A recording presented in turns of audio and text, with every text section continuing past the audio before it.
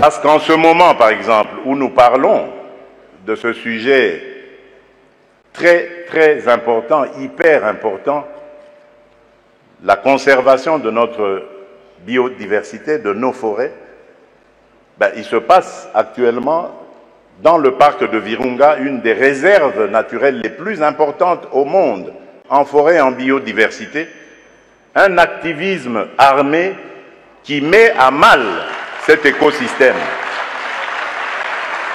qui le détruit.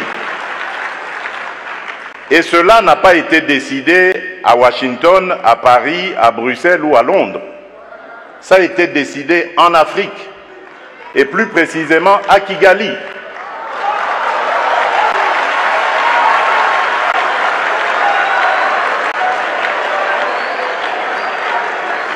C'est l'œuvre d'un frère africain. C'est pour vous dire que nous devons bannir l'hypocrisie qui est entre nous.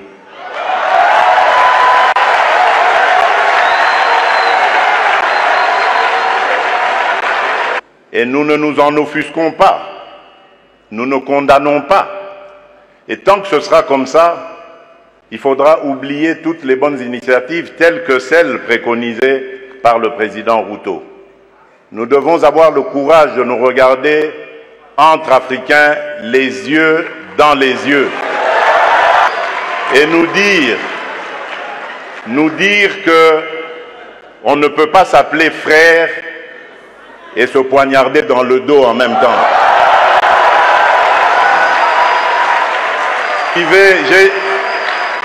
J'ai suivi tout à l'heure avec attention l'adresse du président Macron, toute sa bonne volonté à vouloir venir dans des partenariats, mais j'ai tout de suite compris par son attitude que c'était du politiquement correct. Il n'en croyait pas un mot. Non pas parce que lui est menteur, non, loin de là. Parce que nous ne sommes pas sérieux, et eux le savent. Le jour où nous mettrons fin à ce à quoi nous assistons aujourd'hui, à l'est de la République démocratique du Congo par exemple, des voisins qui viennent semer la pagaille, la mort, la désolation, uniquement dans le but de s'enrichir, de piller les ressources. Le jour où nous mettrons fin à ce genre de comportement, alors oui, là nous aurons compris. Parce que je suis désolé, en tant que président de la République démocratique du Congo et face à ce genre de choses, je ne suis pas tenté de construire des ponts, mais plutôt des murs pour sécuriser ma population.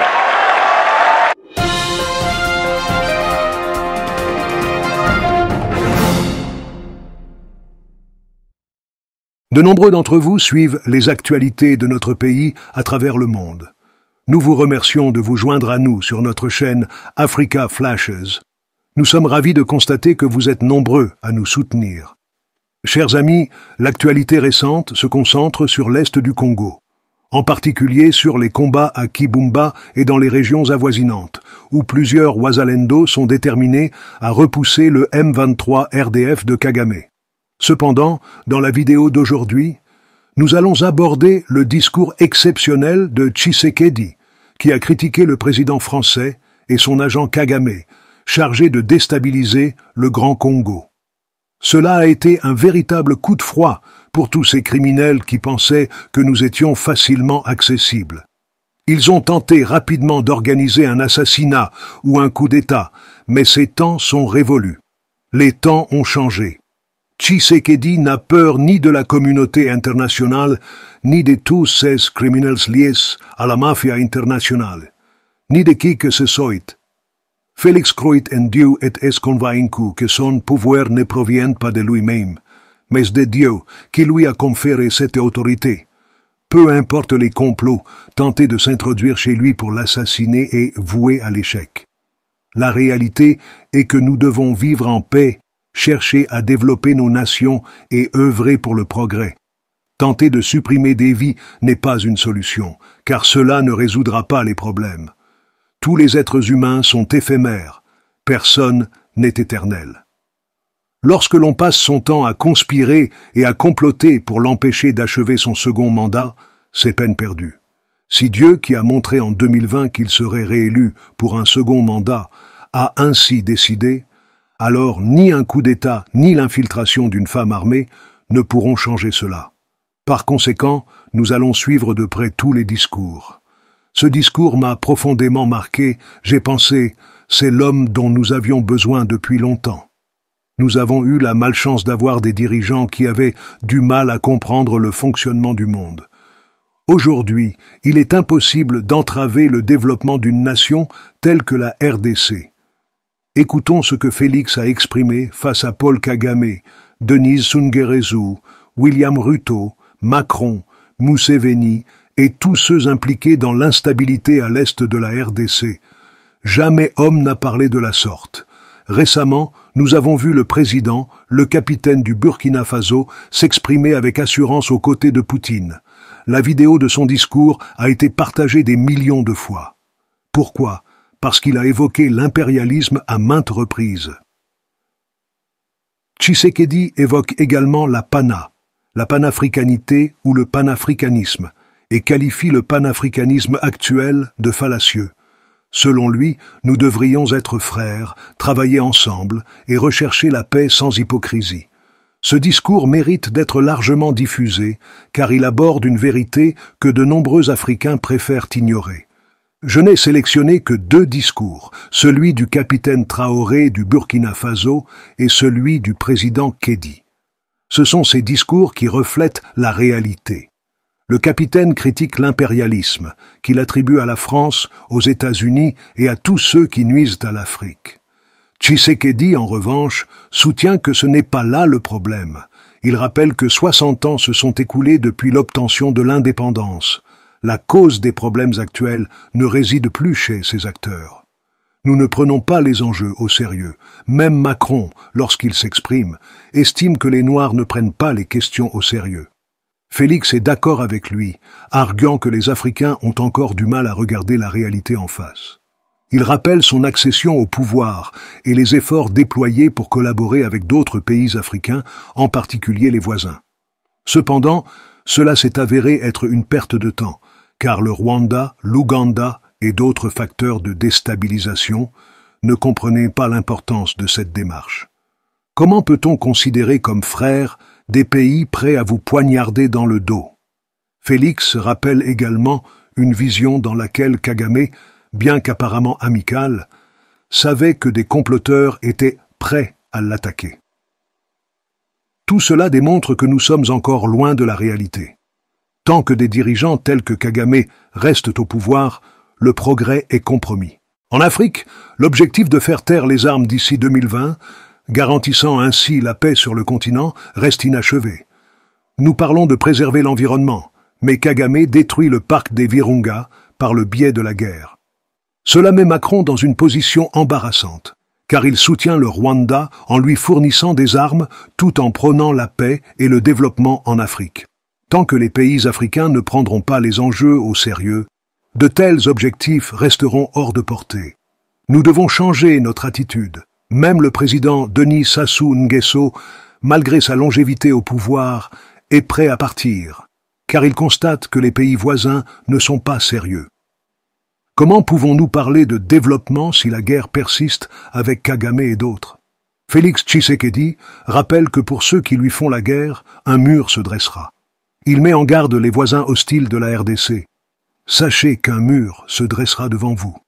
Félix est formel, il n'y aura pas de pont, malgré les projets de construction d'une route reliant l'Ouganda à la RDC et d'un pont reliant le Congo-Brazzaville à la RDC. Au lieu de construire un pont, nous élèverons un mur. Je conclurai avec un solennel Amen. Tous les présidents sont maintenant comme des sauterelles dans la pièce. Les dirigeants se grattent et le président les qualifie d'hypocrites et de sorciers. William Ruto, lui, est accusé de proférer des mensonges. La prétendue suppression des visas entre la RDC et le Kenya est une illusion. Tandis qu'on fait la guerre contre lui, On exige la suppression des barrières douanières. Mais Félix est déterminé à protéger le Congo en ériguant un mur impénétrable. La RDC ne laissera pas les frontières être franchies facilement. Nous devons nous défendre. Félix Tshisekedi a clairement averti que les ponts resteront inexistants. Permettez-moi de réagir à la très brillante prestation de notre frère le président William Ruto, qui malheureusement s'est un petit peu déplacé, mais également de notre frère le président Brice Oligui, sur la nécessité d'être unis et les avantages qui en découlent. Je suis un panafricaniste convaincu.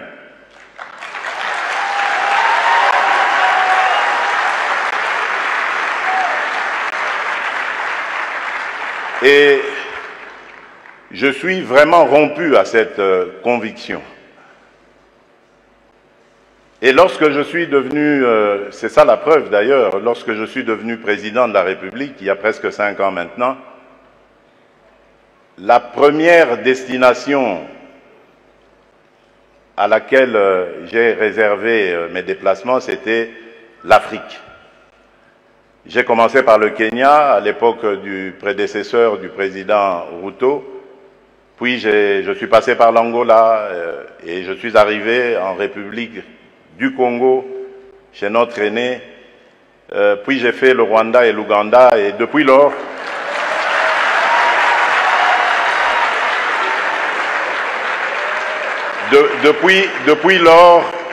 depuis lors, j'ai parcouru et visité tous les 9 pays voisins de la République démocratique du Congo. Il paraît que je suis le premier président à l'avoir fait. Qu'à cela ne tienne, mon but était de parler à tous mes interlocuteurs, mes pairs, de la nécessité que nous avons de vivre en paix, de vivre unis et de développer des projets qui vont être à l'avantage de nos populations respectives. Et je suis en mesure de vous donner, pour chaque pays que j'ai visité, chaque pays voisin, les projets sur lesquels nous avons commencé à parler, à nous organiser pour les développer. Donc c'est vous dire l'attachement que j'ai à la paix et à l'unité des peuples d'Afrique.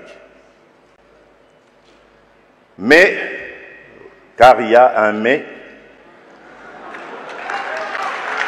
et là je voudrais vraiment m'excuser de tempérer un peu l'enthousiasme qui a été le nôtre lorsque nous avons suivi le président Ruto, pour dire, malheureusement, nous sommes loin de la réalité.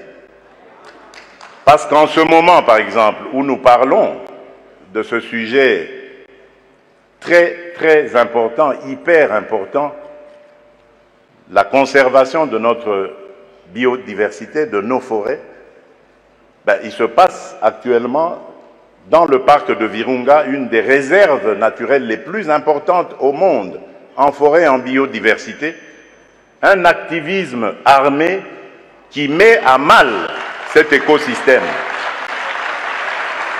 qui le détruit. Et cela n'a pas été décidé à Washington, à Paris, à Bruxelles ou à Londres.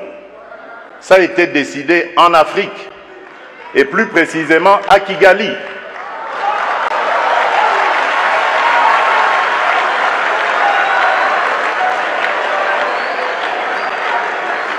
C'est l'œuvre d'un frère africain. C'est pour vous dire que nous devons bannir l'hypocrisie qui est entre nous.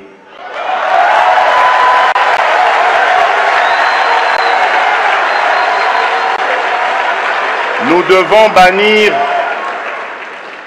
devons bannir des fléaux tels que le tribalisme, la haine de l'autre. Et c'est là, je crois, que nous pourrions parler d'abattre nos barrières, d'effacer les tarifs douaniers, etc.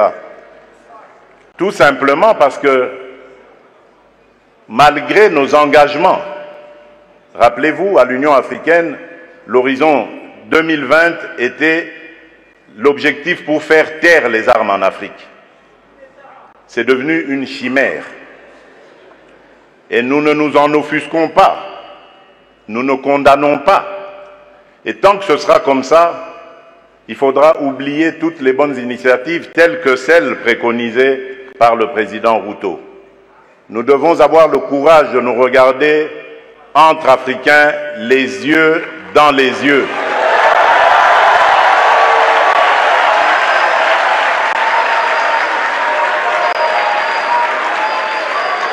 Et nous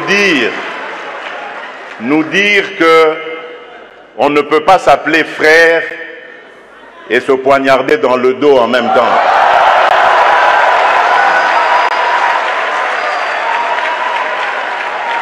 Nous devons arrêter de rejeter nos responsabilités sur les étrangers non africains. La colonisation, ça fait une soixantaine d'années qu'elle allait terminer en Afrique. Ceux qui nous avaient colonisés, divisés, aujourd'hui ils ont compris le sens de la paix. J'en veux pour preuve la France et l'Allemagne, pour ne citer que ces deux pays, qui étaient les meilleurs ennemis dans le passé et qui sont les meilleurs amis aujourd'hui, le moteur de l'Union européenne. Tant que nous ne réfléchirons pas comme ça, eh bien ces gens-là, ces amis, ces partenaires à qui nous rejetons toujours la faute, ils continueront à nous prendre pour des irresponsables, ils ne nous respecteront jamais.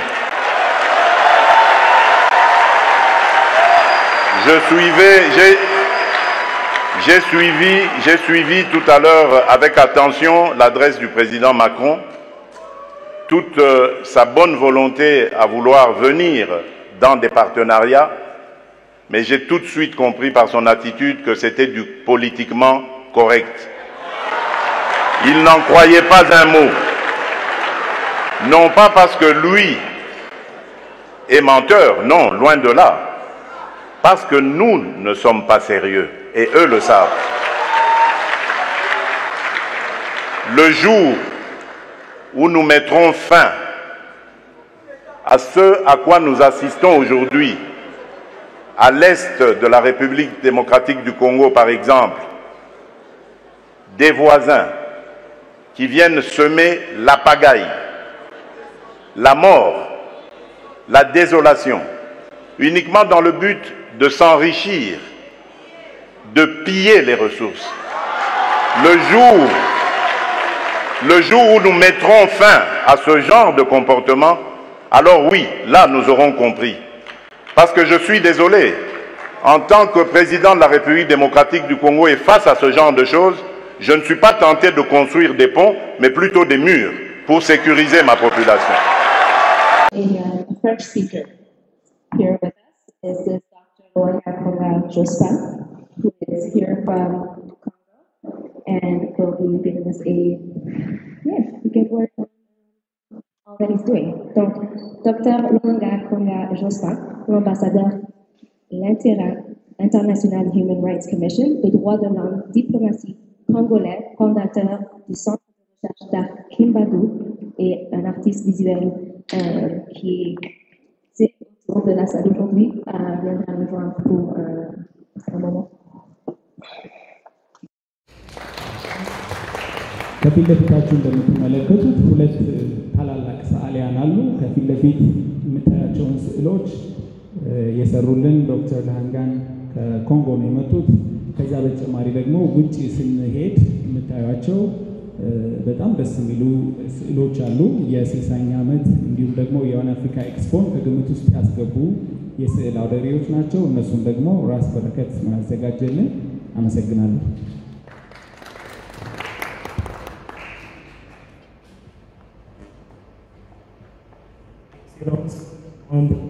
Africain, Excellence Claude Diplomatique ici présent, les culturels, les Africains.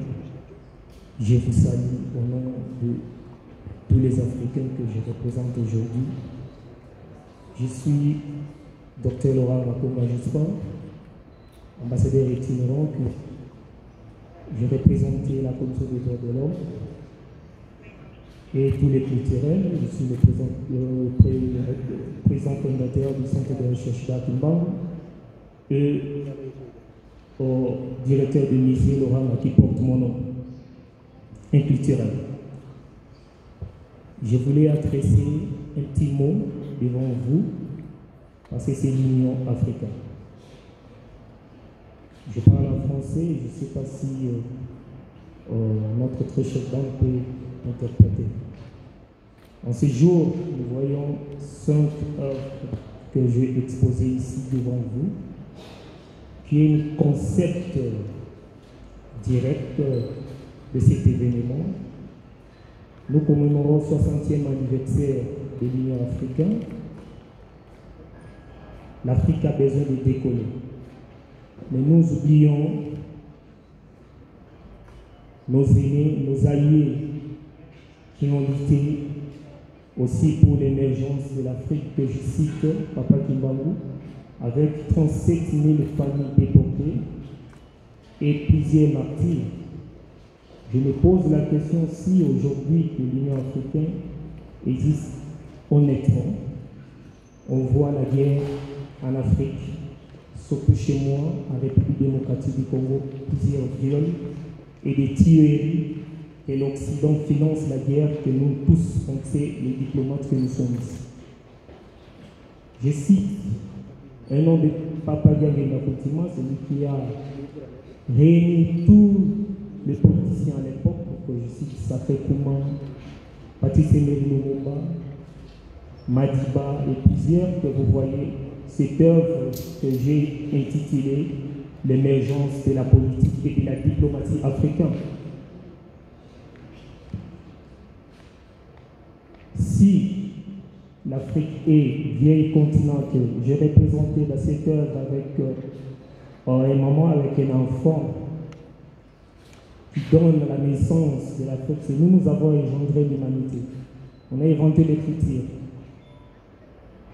On a inventé hermétique, hiéroglyphe, le feu. Tout ce qu'on voit aujourd'hui, même l'Internet, tout.